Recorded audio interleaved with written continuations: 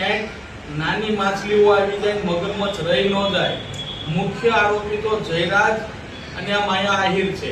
એના કહેવાથી આ નવનીતભાઈ ઉપર જીવલેણ હુમલો થયો છે.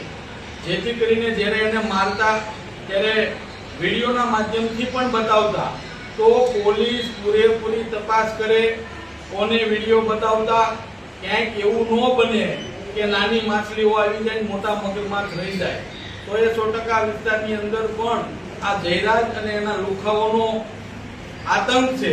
આ લોકોને કાયદા અને વ્યવસ્થાનું ભાન કરવામાં આવે અને આ બંનેને જાહેર રસ્તા ઉપર સરઘસ કાઢવામાં આવે એવી સમગ્ર ગુજરાતના કોળી સમાજની માંગ છે. અને જે જીવલેણ હુમલો કર્યો એનો વિડીયો પણ વાયરલ થયો. જેમ ઢોરને મારતા હોય જાનથી મારી નાખવા સુધીની કોશિશ કરેલી છે. તો પ્રથમ તો પોલીસ આની અંદર 307 ની ગંભીર કલમ લગાડે, જીવલેણ હુમલો કર્યો છે.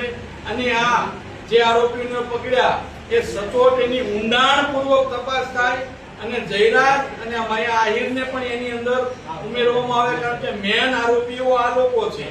એને જ્યારે ફોન કર્યો, એક તો જ્યારે સ્ટેજ ઉપરથી મોટી મોટી ફાકા ફોજદારી મોટી વાતો કરે છે સંસ્કારની, પણ એના ખાટલે કોટ એના દીકરામાં જ સંસ્કાર નથી. જો એને એવું કહેવું હોય તો એના જયરાજ એના દીકરાને એના બાપાને કહેવું જોઈએ તમારે જવું ન બોલવું જોઈએ. પણ બોલ્યા, માફી માંગી લીધી. ત્યાર પછી એના લુખાઓને મોકલી અને ભાઈ ઉપર જીવલેણ હુમલો કર્યો. પોલીસ સમાજ ક્યારેય સાચી લેવાના નથી.